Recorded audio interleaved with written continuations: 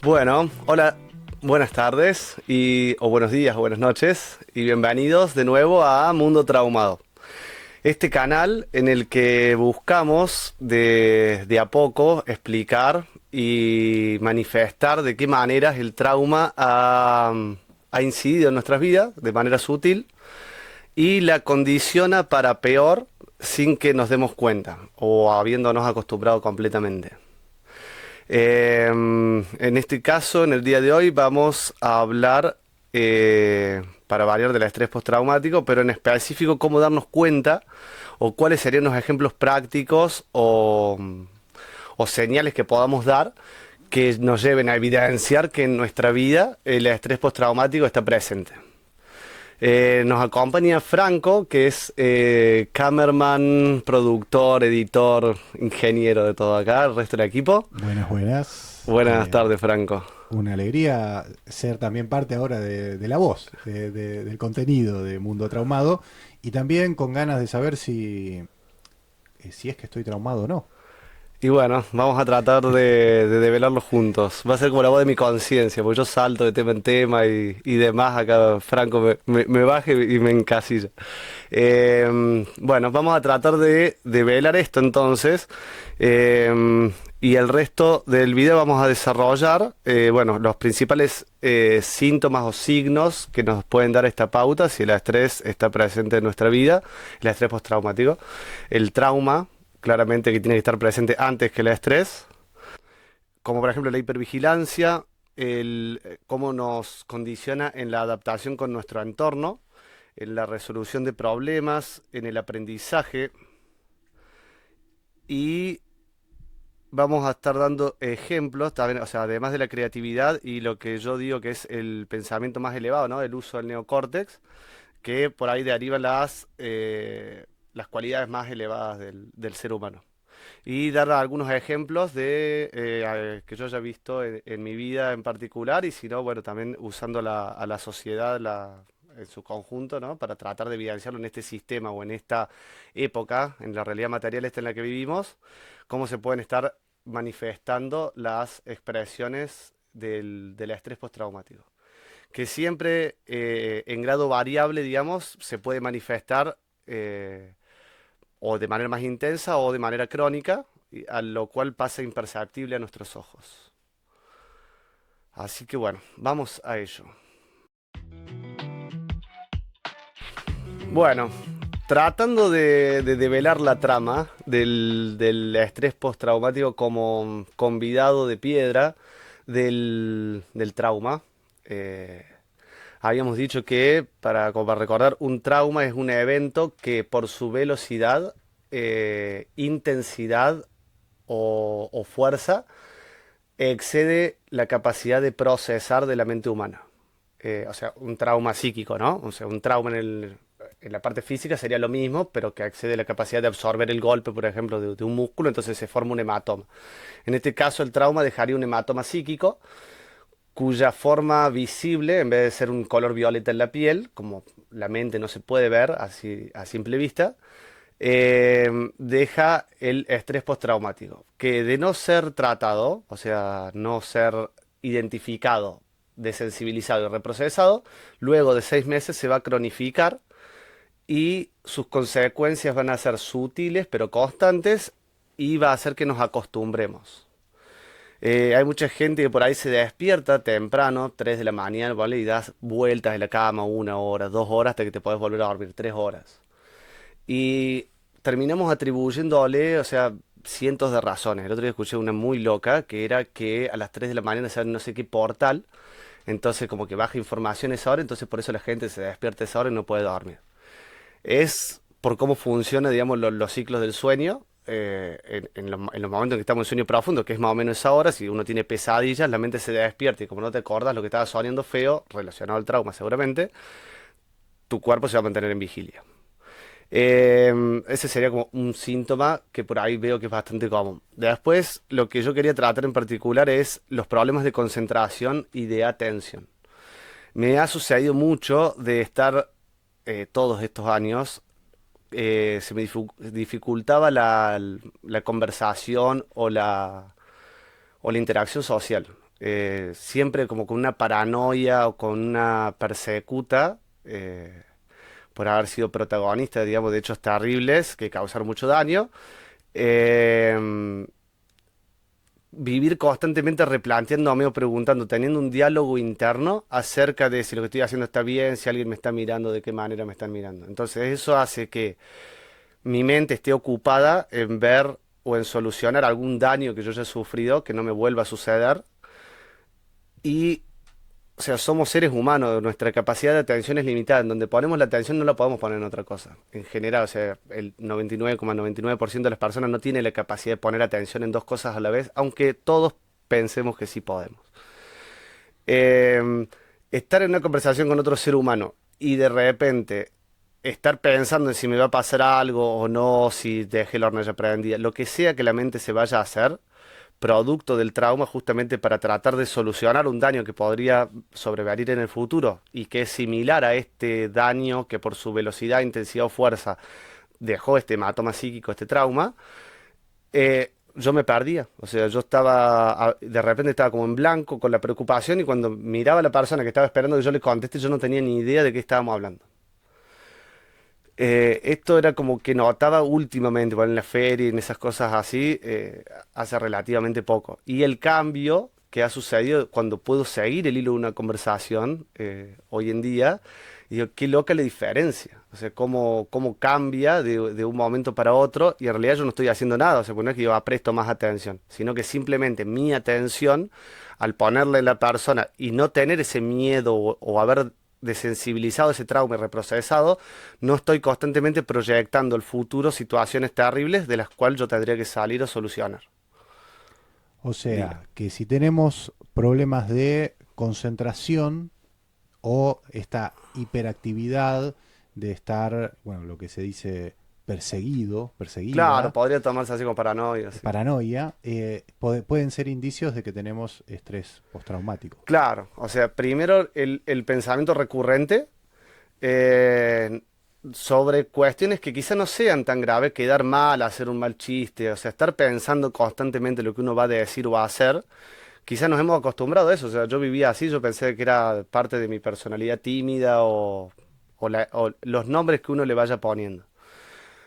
Eso trae como consecuencia que después te falta atención, o sea, no es que te falte atención, tu atención está puesta en resolver esas cosas. Entonces, cuando uno está interactuando con otro ser humano, al otro le va a dar la sensación de que uno no pone atención en la conversación y desde afuera dirá, "Ah, es que no pones atención". Y uno empieza a decir, entonces yo soy una persona que tiene déficit de atención, ¿no? Y catalogamos a los chicos con déficit de atención porque sí, claro que presta poca atención en la escuela un niño. Si no sabe si cuando llegue a su casa el papá le va a pegar o la mamá o si van a estar o va a estar solo, si va a tener comida, si va a haber luz, si va a haber agua. O sea, es muy difícil prestar atención porque tu atención está puesta en solucionar lo que te está aquejando a las necesidades básicas cuando llegas a tu hogar. Entonces se quita el foco del contexto y solo se lo hace responsable al niño por no prestar atención. Esto se viene haciendo sistemáticamente en todos los ámbitos y siempre se lleva a que el individuo es el único responsable de su condición. Entonces, alguien que desde los 6 años ya no tiene la capacidad verbal de decirte, mira, la verdad que sufro abuso psicológico en mi casa porque mi mamá, no sé, me cuestiona, me cuestiona, me cuestiona. Entonces yo nunca sé si va a estar todo bien o todo mal y por eso es que no puedo prestar atención en clase. O sea, un niño que no tiene esa capacidad, eh, por ahí y no logra entender lo que le están explicando, si molesta o si habla con otro, por lo menos entiende, porque lo retan, de que si habla con otro no entiende porque está hablando con otro. Y prefiere entender por qué no está entendiendo de una manera que pueda procesar, y de esa manera, digamos, vos tenés un chico que después termina siendo hiperactivo, como que hace ruido en clase o lo que sea, y se lo cataloga de esa manera. Ese niño lo que entendió es que si él hace eso, es lógico que no aprenda. Entonces lo hace porque en su mente tiene lógica. Como no puede explicar aquello que no tiene lógica, que por su repetición o por venir de una figura de autoridad o de apego como un padre, el maltrato, no, o sea, es incapaz de procesarlo. Entonces no le puede explicar la maestra. Pero las veces que molestó o que hizo un exabrupto y le dijeron, ves, por eso es que después no aprendes, en su mente tenía lógica. Entonces después inconscientemente va a repetir esos comportamientos porque es una respuesta natural al trauma. O sea, su cerebro necesita paz mental y entender por qué no aprende. Y si esa narrativa sirve, la va a interiorizar y después va a crecer siendo un chico hiperactivo o con déficit de atención. Digamos, ya sea que son comportamientos que se desarrollan. Siempre lo hemos visto desde afuera y analizado como tratando de encontrar en la psiquis, o sea, con todo el psicoanálisis.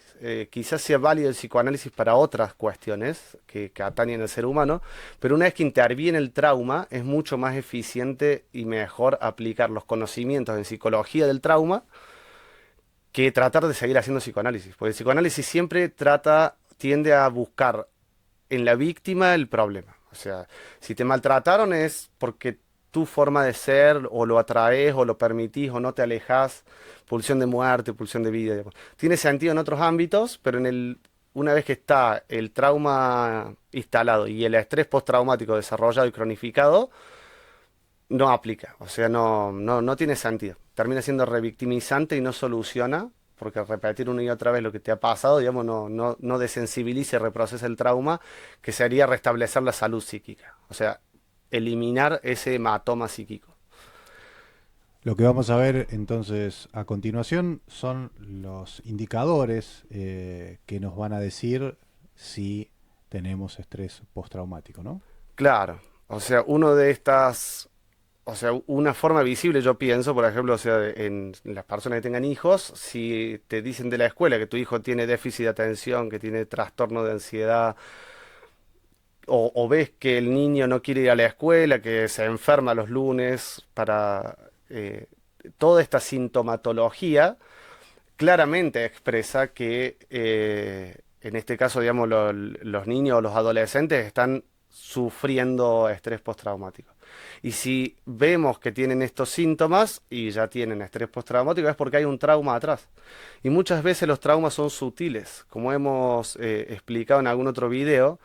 El trauma que proviene de una figura de apego o que se produce en un entorno inescapable como es la escuela, genera unas condiciones en el cerebro normal que ante estos hechos anormales de violencia psicológica, bullying, maltrato y la falta de atención de los que te deberían cuidar, se desarrolla sí o sí el trauma. O sea, no es que capaz que te traumas o capaz que no. O sea, si tus padres te violentaron de niña o de niño, si sufriste abusos psicológicos, físicos, lo que sea, haber estado en situaciones críticas para la vida, en un hecho vial y demás, o sea, sí o sí se desarrolla el trauma y el estrés postraumático. Entonces, si te despertas a las 3 de la mañana y no te puedes volver a dormir por un par de horas, si a la noche te cuesta conciliar el sueño, tienen nombre esas cuestiones, se llaman insomnio, se llama insomnio retrógrado. Estar constantemente pensando en situaciones en las que podrías estar en peligro, o en las que quedarías mal, o en las que pasarías vergüenza, o en las que te podrían señalar, o en las que te daría miedo estar, sea cual sea, por más que sean válidas y sean cosas que realmente podrían suceder, es en vano estar planteándoselas. O sea, y no tiene sentido tampoco culparse y de decir, es que yo soy así y tratar de dejar de hacerlo. Es más fácil entender por qué es que se da estar todo el tiempo proyectando futuro o teniendo conversaciones en la cabeza. Una vez que entendés por qué se da, darte cuenta cuando las estás teniendo, entender por qué las estás teniendo. Y esa aceptación de la realidad te va a quitar el luchar contra eso y de última vas a poder orientar esa conversación interna en el sentido de poder analizar mejor tu realidad para poder comprender cómo es que mi experiencia de vida puede contribuir de alguna manera al bien común. O sea, lo que yo me dé cuenta que ha mejorado mi vida, de alguna manera pienso que puede colaborar a que el mundo sea mejor. Ayer veía un muchacho que me pareció muy inteligente que estaba dando una charla de algo y alguien se paró y le preguntó si era feliz. Porque parecía que estaba como explicando cómo alcanzar la felicidad. Entonces le dice, no, dice, yo no soy feliz. En diciembre me quería suicidar. Y me sentí muy identificada con la persona. Pero dice, siento orgullo de lo que estoy haciendo y siento orgullo del entorno en el que lo estoy haciendo. pienso que si logramos de alguna manera sentir orgullo de los demás y que los demás sientan orgullo de nosotros, podemos estar tristes, podemos estar deprimidas, podemos estar bajoneados, pero primero que vamos a tener un entorno que nos acompañe a seguir y segundo que vamos a tener motivaciones para seguir. O sea, más allá de la frustración que podamos vivir en ese momento. Tener pares o formas de contención nos lleva a tener un mejor estilo de vida o más salud mental. Aislarnos en redes sociales 6 horas, o sea, si vos agarras tu teléfono, te fijas cuánto usaste la pantalla y te dice, la usaste 6 horas por día, tenés estrés postraumático, sí o sí. O sea, no importa. O sea, no importa que te sientas muy bien, que pienses que no te pasó nada. Si usas el celular 6 horas por día, estás re trauma. O sea, yo en mis épocas de más trauma usaba 10 horas por día el teléfono. Me parece que estoy adentro. Estamos, Estoy adentro bueno, del... bienvenidos.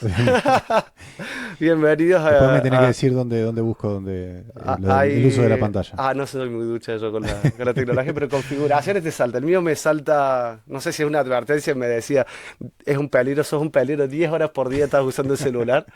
Y ahí me empecé a preguntar y dije, o sea, ¿en qué momento cocino, fabrico artesanía? No, no sé qué hacía, o sea, hacía todo eso mirando el celular. Hoy en día igual tengo un consumo bastante alto, porque no es que estoy totalmente libre de trauma, pero bueno, ya por lo menos empezar a identificarlo y verlo en la realidad nos quita de la ceguera de pensar que estamos bien. O sea, una vez que pensamos que estamos bien, no vamos a mejorar, o sea, porque no tendríamos razones para hacerlo. Ver la realidad es una de las cosas más dolorosas que me ha pasado, porque me llevó a estar más traumada. O sea, ver que funcionamos en conjunto de manera social con un comportamiento traumático y entender que socialmente y en el conocimiento de la humanidad está acumulada la información para salir de ese trance de trauma y tener una vida plena, pero que no lo usemos, me llevó como a exponenciar el trauma. Entonces, pero como yo ya entendía que mis comportamientos y las emociones o las vivencias negativas eran consecuencia del trauma, yo charlaba con mis hermanos y les decía, estoy muy mal, pero entiendo por qué. Y ya eso me da un alivio enorme, porque entendía las condiciones que me tenían así y sabía qué hacer para cambiar esas condiciones y que se vaya ese malestar. Y es lo que fui haciendo a fuerza de voluntad, a fuerza de poder entender, hacer terapia y bueno, los procedimientos que estamos tratando de explicar en este canal para arrojar luz y donde no hay, esperanza donde no hay, amor donde hay odio y demás cuestiones que decía Francisco de Asís. Continuamos en este recorrido traumático o destraumatizante, depende cómo lo vea uno. Yo en un comienzo empecé a ver la salida, digamos, esta del trauma. Y cuando lo empecé a ver fue más traumatizante porque tomar conciencia de los cambios en la personalidad o de las formas de nuestra personalidad que solamente son mecanismos adaptativos a, a la carga traumática que tenemos, te lleva a entender primero cómo se originó, segundo por qué está presente y tercero cómo se podría cambiar, o sea, o cuáles serían las ideas que una tiene de sí misma que cambia, entendiendo su origen y reemplazándolas por otras, la terapia esta específica, ¿no? De desensibilización y reprocesamiento, que es justamente eso lo que hace, o sea, te cambia internamente las creencias que uno tiene respecto a uno y al mundo por unas que no estén sesgadas por la influencia del trauma y del estrés postraumático. Como decíamos, el estrés postraumático es el despliegue de una serie de mecanismos adaptativos que sirvieron para que los grupos sociales no se dividan. Si otro ser humano me hace daño y ese ser humano era alguien de quien yo esperaba cuidado y en vez de eso obtengo lo contrario, descuidado y maltrato, ese daño psíquico, ese hematoma psíquico que se produce, producto de la violación del sistema de apego, eh, genera una serie de introyecciones de los mecanismos que te llevan a interiorizar la culpa. O sea, si las personas que me cuidan me tratan mal, yo tengo legítima expectativa de esperar cuidado de esas personas, entonces el problema soy yo. Y además esas personas me explican de que me tratan mal por mi culpa, o sea, siempre hay excusas. Entonces se introyecta y uno asume que así es su personalidad. Esto que explicaba al principio de un niño que no presta atención en clase por las condiciones de, o de violencia psíquica o de carencias materiales, lo que sea que padezca en su hogar, con una escasa edad, digamos, la primaria no tiene la capacidad verbal de explicarlo y de manifestarlo. Entonces, cuando si un día que molestó, que habló con un compañero, que interrumpió la clase, le dicen, ves, porque vos haces esto, es que no entendés, esa paz mental de por fin entender por qué no entiendo, porque o sea, yo me acuerdo de ir a la primaria y de sacarme mala nota y que mi viejo me diga, ¿por qué? ¿Y por qué? Y yo tratando de pensar, digo, ¿por qué me saqué esta nota y no otra? O sea, porque no sabía tanto, digo, pero ¿por qué no sabía tanto? Si ya yo estuve en la escuela, yo escuché a la maestra, o sea, ¿por qué no me queda la información como a otros chicos y demás? Entonces yo pensaba que era un problema mío, que yo era así, que yo era desatenta. A mí siempre me dijeron, no, que vos no prestás atención, vos te distraes muy fácil, tu cabeza se va. Y claro, o sea, en la disociación, yo volví a mi casa, digamos, tenía que enfrentarme a un adulto que me tenía que cuidar y porque por una mala nota o lo que sea, se descargaba conmigo la frustración de su vida, bajo el alcoholismo o la sustancia que sea, yo tenía que entender de que era mi culpa, de que porque yo soy desatenta, porque yo vuelo con la cabeza, entonces ¿qué hacía? Mi cabeza volaba cada vez más, porque así yo podía, tenía sentido para mí, no prestar atención, no acordarme de las cosas. Entonces, a eso nos referimos cuando decimos que te condiciona a tu desarrollo en el entorno o cómo ves el entorno. Porque esos pequeños filtros que son, es mi culpa, soy desatento, o tengo ansiedad, o soy hiperactivo, ¿no? El niño que interrumpe la clase y que entiende que es ahí, tenés el otro extremo, digamos, yo era totalmente introvertido y callado porque pensaba que no sabía relacionarme con la gente, que era una cuestión mía. Y después veía a los otros chicos, digamos, que eran terribles, por así decir, decían, ¿cómo no soy como Fran, que es todo tranquilo y demás? Y ellos también eran una salida, o sea, era una salida opuesta, porque habían entendido que en esa exacerbación estaba el sentido de por qué les iba mal en las otras cuestiones. El problema es que esto después, como explica Iñaki Pinuel, se traslada a la vida adulta. Eh, y sigue presente. Entonces yo en la vida adulta tenía miedo de relacionarme con mis pares, trataba sí o sí de cumplir el mandato social, de buscar novia, de salir con alguna chica, eh, de representar, digamos, lo que a mí me tocaba por el género con el que nací, por así decir, en una sociedad que en ese momento quizá era mucho más difícil que ahora expresarse libremente. O estaba mal, qué sé yo, que te gusten los hombres siendo hombre era como una cuestión por la que te hacían bullying o te hacían burla. Entonces yo toda la secundaria sufrí bullying por eso y yo pensaba que yo estaba enferma, que yo tenía problemas, que yo no tenía que ser así, que no era natural. Entonces, imagínate, para encajar en la sociedad tenés que reprimir toda una parte de tu personalidad y todos los mecanismos que surgen en todo ese trauma, uno se acostumbra a vivir con eso y no sabe que son mecanismos y piensa que uno es así, que se vuelve cada vez más aislado, cada vez más introvertido, cada vez con más miedo, o sea, antes de entrar a los lugares. Eh, pensar, esto de vivir pensando. No sé, hablábamos con Franco hace un rato de esto de que me contás vos, ¿no? De por tu experiencia de un incendio, de vivir como proyectando estas cosas a futuro y con un pensamiento constante. Todo el tiempo que salía de mi casa, a mí se me prendió fuego una casa por un problema eléctrico, todo el tiempo que salía de mi casa, por mucho tiempo después una vez que volví a tener una casa, básicamente, porque Claro. quedó totalmente destruida, me iba pensando si había quedado algo enchufado que podría generar un nuevo cortocircuito y un nuevo incendio. Y eso hacía que no esté eh, tranquilo ni enfocado en un montón de cosas. Y creo que esto de adaptarnos al entorno, y decías recién de las infancias, que no tiene problema de adaptación. Como si eso fuera algo que viene congénito, Claro, ¿no? claro, justamente eso. O sea, ahí es donde nos acostumbramos y como nos da la cabeza para estar preocupados y trabajar, para estar preocupados e ir al súper. O sea, ese diálogo interno que antes era capaz sobre otras cosas, que eso, me quiero comprar un auto, tac, tac, y uno está en la cabeza con el deseo, ¿no? De ir tras una compra. Una vez que te pasa algo terriblemente malo, el mecanismo normal ahí es tu mente, para evitar ese dolor, te pone adelante un montón de situaciones igual de terribles o similares, justamente para que si pasen ya estés preparado, porque esa sorpresa, digamos, la velocidad con la que vos te enteraste, digamos, o sea, quizá o sea, que no corrió riesgo tu vida, nada, más que allá de lo material, pero vos decís, tus pertenencias, tus recuerdos, o sea, todo eso que forma parte de uno, ¿no? De un momento para otro desaparece. O sea, no es que te dicen, che, mirá, si no haces nada con tu casa se te puede derrumbar y estás meses y meses y meses y hay un día, bueno, pum, se cayó la casa.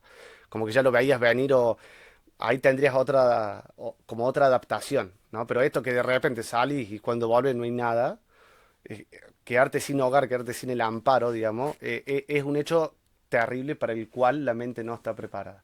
Entonces, es lo más normal estar proyectando estas cosas, ¿no? Pero no, nos terminamos acostumbrando.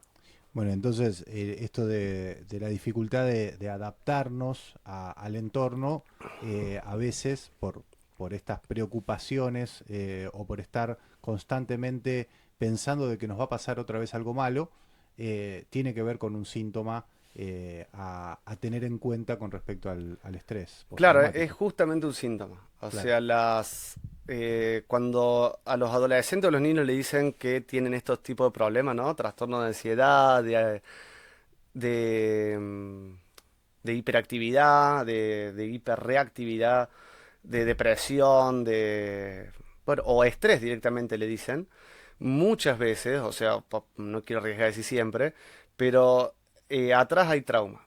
Todos tenemos, muy bien explicado, está por Iñaki, el umbral límite de trauma, ¿no? Este vaso con el que venimos vacío de fábrica y que se va llenando y en el momento que rebalsa, da igual, que sea por un montón de bullying pequeño o por esto que se te prendió fuego tu casa. Eh, el hematoma psíquico que se produce termina siendo el mismo. La diferencia entre que se te prenda fuego la casa es que cuando te preguntan qué te pasó, vos decís se me prendió fuego la casa. El niño que sufre bullying en la escuela, el día que el bullying rebalsa ese nivel, le preguntan qué pasó, el chico dice nada. Porque tiene el mismo maltrato pequeño de todos los días. O sea, no, qué sé yo, te dicen maricón, pero siempre te dijeron maricón y antes no estabas deprimido y te daban ataque de pánico cuando iba a la escuela. Entonces, que no hay nada de diferente. Sí o sí terminás por este mecanismo de entender lo que pasa, asociando o introyectando de- que debe haber algo mal en vos, que tu personalidad es chota, que sos así. ¿Entendés? Que atraes que los demás te traten mal o te digan cosas, que fuiste mal en una vida pasada, no sé, encontrás formas de explicarlo. Porque lo que nuestra mente, y esto da para otro video, busca siempre es la consonancia cognitiva. Que lo que pensamos y la realidad estén lo más unido posible. Si no es como que empezamos a mirar con un ojo lo que pensamos y con otro la realidad y no tenemos la capacidad de ver individualmente las cosas. Y ahí quedamos viscos cerebralmente, digamos, ¿no? Con todos estos mecanismos adaptativos de despertarte cualquier hora o de pasar horas y horas así viendo cosas de 30 segundos, que es una solución a no sentir ese malestar y ese dolor producto del trauma, pero que a mediano y largo plazo no mejora tu vida. O sea, simplemente te evade el dolor, ¿no? Y acá podemos pasar también a lo que es todo el consumo de ya sea alcohol, sustancia, sexo, porno, compras compulsivas, viajes, lo que sea que uno haga de manera compulsiva. Bueno, continuamos viendo para tratar de entender o que te des cuenta si estás traumada, traumado, o si ves que el mundo está traumada o traumado. En este caso, la relación que existe entre el consumo de alcohol, de sustancias y el estrés postraumático cronificado y bueno, el trauma de traición o el trauma que lo generó. Una de las salidas al trauma complejo es buscar evadir o negar la realidad del dolor, ¿sí? Primero se da con mecanismos sutiles, puede ser amnesia perversa, racionalizaciones, justificaciones, pero una de las formas habituales, efectivas y bastante extendidas en la sociedad es el consumo de bebidas alcohólicas, por ejemplo. El alcohol tiene el efecto en el cerebro de producir bienestar, de producir cierta euforia y de quitar, por ahí, por así decir, del recuerdo en ese momento en específico, los hechos dolorosos o justamente todas estas proyecciones que estaríamos haciendo de manera constante sobre si dejamos la puerta cerrada, abierta, depende si tenemos miedo a la inseguridad, si dejamos la hornalla prendida, si nos pasará algo en la esquina y demás. En esos momentos en que estamos bajo la influencia del alcohol o de alguna otra sustancia que de nuestra elección, sentimos que disfrutamos plenamente, que compartimos plenamente, que podemos expresarnos mejor, más desinhibidos, y atribuimos quizás a la fiesta, al ambiente, a la bebida o a la sustancia estas características de nuestra personalidad que estarían buenas en ese momento. Lo que no estamos viendo o lo que no percibiríamos y sería invisible a nuestros ojos son las cosas que dejaron de estar justamente por el consumo de alcohol o de sustancia y que nos hubieran condicionado a estar retraídos en un rincón de la reunión, por ejemplo. Esas cosas que desaparecieron es, por ejemplo, estas proyecciones de visiones terribles de futuro, ¿no? Que son estar pensando que puede suceder algo, entonces, ¿qué pasos puedo hacer para evitarlo? ¿No? Para que no se me queme la casa de vuelta, cerré bien la hornalla, desenchufé todo. Y aunque uno lo haya hecho, tener esta duda constante te quitaría de la realidad y es más difícil interactuar entre personas. Entonces, consumimos, estamos en una fiesta, en un ambiente, y como no está esa preocupación constante, aparecen otras cosas o podemos prestar atención a otras cosas, ¿no? A relacionarnos mejor, a prestar atención a la conversación, entonces tener una conversación más fluida. Y en general se lo atribuimos al consumo de alcohol. Y en un punto puede ser así. O sea, en un punto es materialmente por el consumo. Pero no es que el consumo te dio confianza, sino que el consumo te quitó la persecuta, la paranoia que traías producto del trauma. O sea, es como tomarte un ibuprofeno que hace que ese hematoma psíquico deje de doler. El dolor psíquico hubiera sido la conversación en la cabeza todo el tiempo, ¿no? O sea, así se ve un hematoma psíquico. Alguien que está callado pensando todo el tiempo así abstraído, voy a decir por ahí desconfía de los demás, la gente no se le acerca a hablar, digamos, o alguien que habla todo cortante. O sea, a mí me pasaba eso, digamos, yo estaba todo el tiempo en la cabeza y yo podía responder sí o no en general, digamos, era muy difícil tener un hilo largo de conversación. Incluso, o sea, ahora me cuesta mantener un tema más de 4 o 5 minutos. Sería un récord.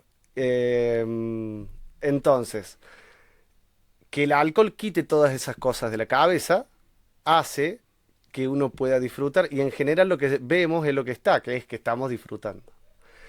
De esa manera, como lo asociamos al consumo y no a la ausencia del trauma, porque ni sabíamos que teníamos ni trauma ni estrés postraumático, tendemos de manera instintiva a repetir cada vez más en el tiempo y en cantidad el consumo de esas sustancias que nos produjo ese bienestar.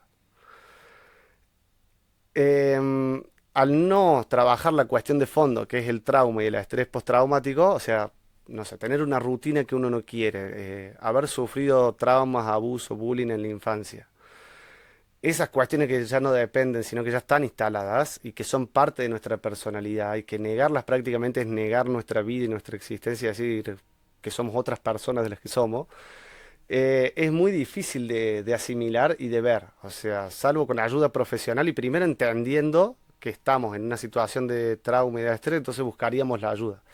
Mientras pensemos y justifiquemos que está bueno salir de joda, que de algo hay que morir, o la excusa que usemos para dárnosla, eh, no vamos a hacer los cambios materiales necesarios. O sea, entonces podemos terminar desarrollando alcoholismo, adicciones severas, o sea, químicas realmente, o sea, adicción química del cuerpo a sustancias, con todos los problemas que después trae padecer justamente la adicción. O sea, una vez que se desarrolla la adicción, se empiezan a ver cambios muy notables en la persona, ¿no? Alguien que deja de comer, deja de limpiar, te dejas de bañar, o sea, la gente se vuelve un paria social, la gente se le acerca cada vez menos, uno se acerca cada vez menos a la gente, se hace una cosa así de indiferencia mutua y la persona termina muriendo de sobredosis o de lo que sea, y todos entendemos de que, bueno, no pudo salir, pobrecito, qué sé yo.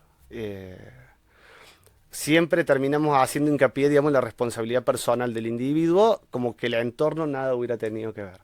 Y de esa manera nos quitamos también la responsabilidad de haber podido ayudar a un ser humano. O sea, y de última nuestra ayuda se limita a nuestro entendimiento, que es, bueno, que pare de consumir.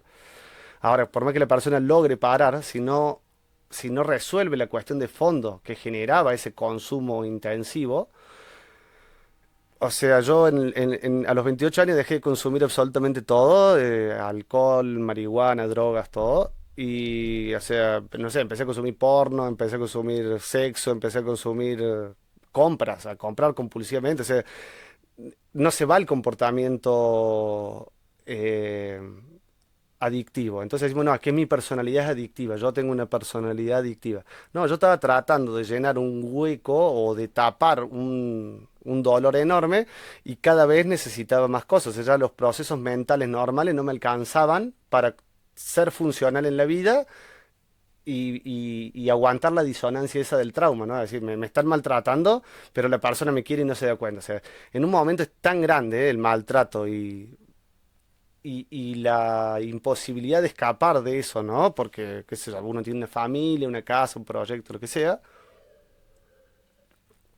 que las sustancias funcionan muy bien. O sea, es obvio, digamos, terminar en el consumo abusivo de sustancias para una persona que ha padecido traumas de todo tipo, o sea, yo todos, todos me tocaron, eh, termina siendo obvio. Y una vez que lo vi como obvio, pude dejar de hacerlo, o sea, no a los 28 años, yo tuve de los 28 a los 33 sin consumir nada de nada, pero bueno, esto que explicaba, o sea, otros comportamientos se despiertan. Recién ahora entendiendo, haciendo la terapia específica, desensibilizando eso y reprocesando información en mi cabeza, a través, digamos, de método específico con la terapia específica, pasaron cosas en mi cabeza que hacen que realmente no, o sea, no quiera consumir. Eh, Me faltaría dejar de fumar, digamos, y ya estaría de vuelta en la total senda de la luz. Pero es como que una cosa lleva a la otra, ¿no? O sea, si yo no hiciera terapia y solamente me abstuviera, estaría en ese problema de volver una y otra vez con un pensamiento que necesita ocuparse de algo para no estar pensando en eso que es el trauma o en esos miedos. Por ahí es mejor pensar todo el tiempo en una sustancia que estar pensando que algo malo me va a pasar. Entonces, esa es como la función que cumpliría. En el caso en particular de la sociedad o quienes vean este video pueden analizarlo, digamos, viendo qué sienten cuando consumen o ver la finalidad de consumir. Si bebes para quedar inconsciente, para dártela en la pera y para irte de este planeta, lo más probable es que tengas estrés postraumático y estés usando el alcohol como una salida a ese trauma, digamos, como una solución. Esa solución, que sí te soluciona, no sentir ese malestar y tener acceso a una vida de disfrutar, o sea, cumple las funciones del alcohol, se va a convertir en un problema a medida que aumente ese consumo y el problema es justamente que visto el alcohol como un problema, vamos a tender a solucionar el alcohol y nunca vamos a llegar al problema de fondo que en realidad fue el alcohol primero, o sea, que el alcohol buscó solucionar. Porque no lo vemos, o sea, no sabíamos que existía antes y todavía no está difundida toda esta información respecto al trauma. Por eso digo que es tan importante en los casos de conductas adictivas, consumos problemáticos, estos otros temas que hablábamos antes, no aplicar psicoterapia normal, sino buscar psicoterapeutas realmente especializados y preguntarle, o sea, no tener miedo. Si uno va al psicoterapeuta y le da vergüenza o miedo, decirle, ¿trataste alguna vez a alguien con estrés postraumático crónico, complejo, lo curaste? Me pasa los datos. Si eso te da vergüenza, tenés estrés postraumático. Porque no deberíamos, o sea, es nuestro derecho saber que si le vamos a pagar a un terapeuta, saber que nos va a curar. O sea, uno si te tienen que operar del colon, uno va a buscar y le hace una encuesta al cirujano. Le pregunta a las demás gente que lo trató, o sea, a ver si se le murieron todos los pacientes, ¿no? Entonces, ¿por qué para una persona de la cabeza no, o sea, que nos va a ver nuestra psique no haríamos lo mismo? O sea, ¿por qué nos sentiríamos tan invalidados de cuestionar la autoridad del psicoterapeuta? Siendo que es fundamental. O sea, más de 8 psicoterapeutas pasé yo. No tuve la, o sea, eran los últimos capaz que les traté de explicar, pero de los anteriores simplemente dejé de ir, o sea, no, porque comprendía que no servía. Veía al doctor Iñaki Pinol, que es doctor de psicología y explica psicología del trauma, y la diferencia que hay entre una y la otra. Entonces, era obvio que iba a terminar en el alcoholismo y en las adicciones. O sea, eso y el suicidio era el siguiente paso. Estoy viva de suerte, o sea, estoy viva porque no tuve una ACV, estoy viva porque no me dio sobredosis, estoy viva porque cuando choqué no morí yo, eh, y porque no me caigo de algún precipicio.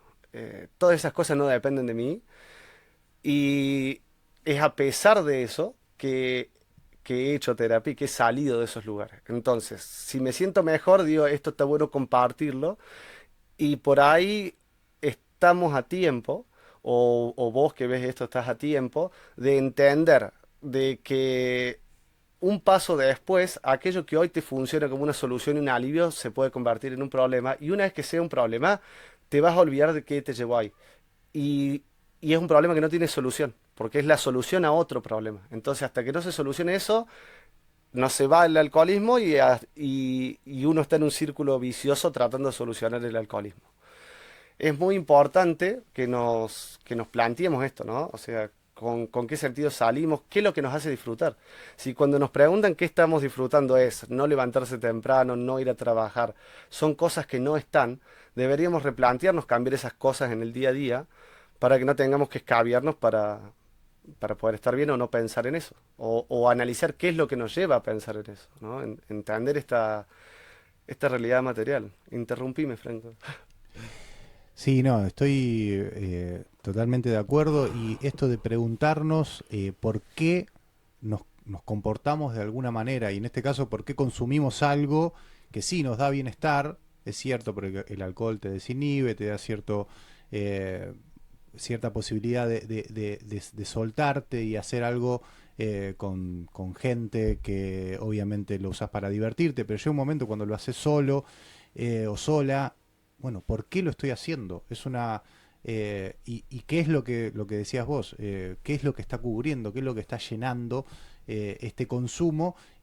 Cuando hacemos esa pregunta, estamos empezando, me parece, a empezar a solucionar el problema, ¿no? Claro, ahí estaría empezando la solución. O sea, serían los ladrillos, las preguntas serían los ladrillos firmes sobre los cuales construir una base después, eh, para poder buscar una solución. O sea, yo en el momento que me planteé el alcohol como un problema, era porque externamente ya era un problema. O sea, no sé, andaba en la bici borracha y, o sea, podía causar accidentes, podía hacer que alguien para esquivarme a mí atropelle a otra persona, podría haber muerto yo, me podría haber caído bajo un camión, digamos, o sea, esas cosas que son sumamente irresponsables y a lo que se llega en ese estado de inconsciencia, claramente es un problema para uno, para el entorno, ya es un problema para todo el mundo.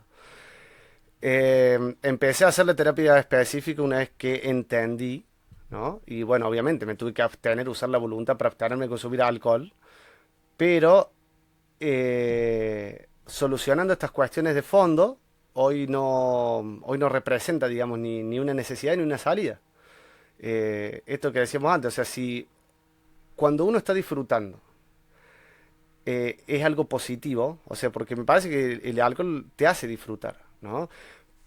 Pero tenés que tener el panorama completo. O sea, si vos entendés cómo llegó esa birra que tenés a tu mano, o sea, toda la cadena de producción que hay atrás, todo el beneficio, el conocimiento de la humanidad acumulado, las condiciones materiales que se dieron, primero que le vas a disfrutar muchísimo más, o sea, muchísimo más.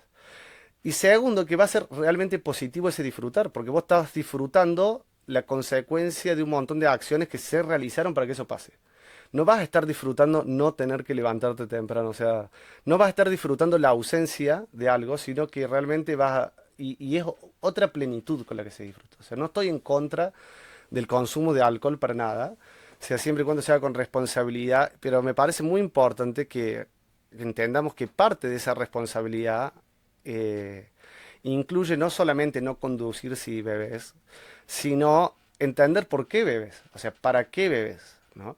Eh, Ninguna de las empresas que hace publicidad de alcohol está interesada en que tengamos una mejor calidad de vida. O sea, ninguno analizó, hizo encuesta a todos los psicólogos y dijo la sociedad está compartiendo muy poco y encontrándose muy poco, entonces vamos a hacer algo para que se junte la gente. No, la gente ya se juntaba, ya le gustaba escabiar y ahora ha sido capitalizado eso, digamos, para lavarnos el cerebro de que es disfrutar y de que es compartir, pero no es la realidad, digamos.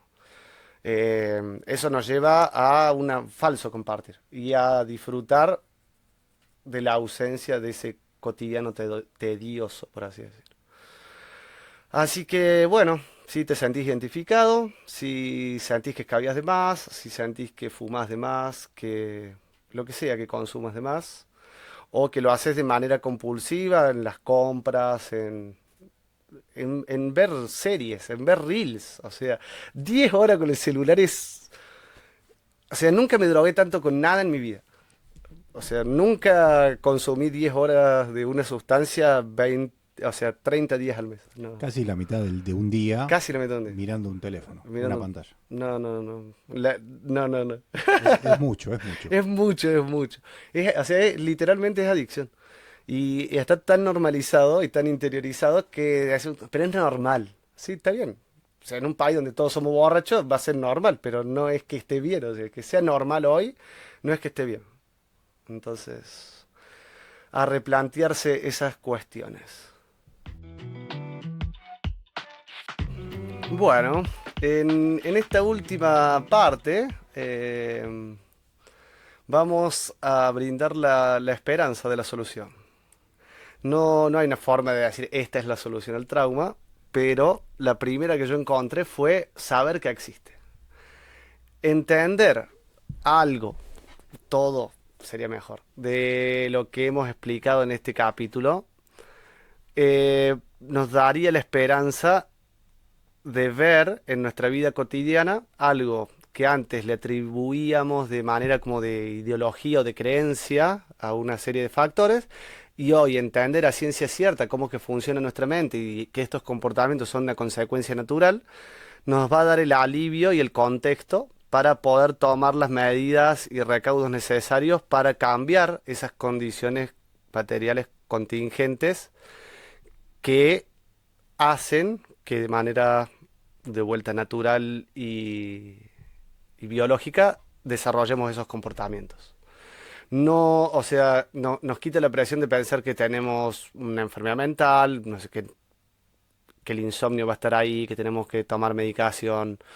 Eh, Nos lleva a analizarnos y a analizar nuestro contexto de una forma que va a dejar en evidencia que no es nuestra responsabilidad. O sea, uno no puede quitarse el sistema inmune. O sea, no, no podés quitarte los mecanismos mentales que se activan cuando uno está traumado.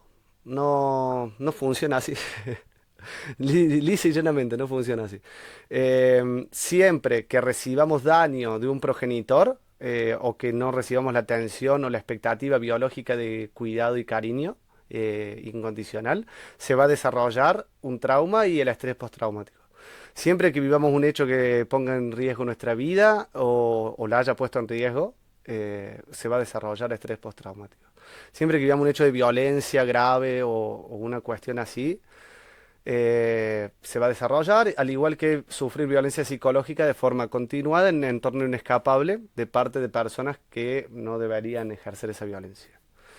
Entonces, todos estos comportamientos que en general todos los tenemos en mayor o menor medida, nos evidencian que como sociedad, como mundo, estamos traumados. Entonces, no es cuestión de que digamos, ah, bueno, estamos todos traumados, sigamos así, es normal. No, podemos estar todos mejor. Y la primera salida, como decía, para mí fue darme cuenta. Entonces, yo estaba deprimida, borracha, tirada en el sillón, sin ganas de levantarme, con ganas de morir, pero mientras lloraba entendía exactamente por qué estaba así. Y veía a Iñaki. Y después estaba bien, capaz mejor al otro día, y veía a Iñaki. Y así, seguí estudiando y aprendiendo. Y fui consumiendo cada vez menos hasta dejar de consumir. Fui dejando todas las sustancias hasta dejar de consumir. Pero fue a medida de entender, estudiar, comprender, y mientras más entendía, menos cerebro tenía que usar para justificar o sostener todas las disonancias, o sea, todas las racionalidades que hacían que no viva en disonancia, que no vea esa parte de la realidad que iba en contra de mi forma de pensar, ¿no? Yo no tolero la violencia y me están haciendo violencia y bueno, qué sé yo, me tengo que quedar callada, no tengo que ser tan hincha huevo, no tengo que denunciar las cosas. Digo, no, no funciona así.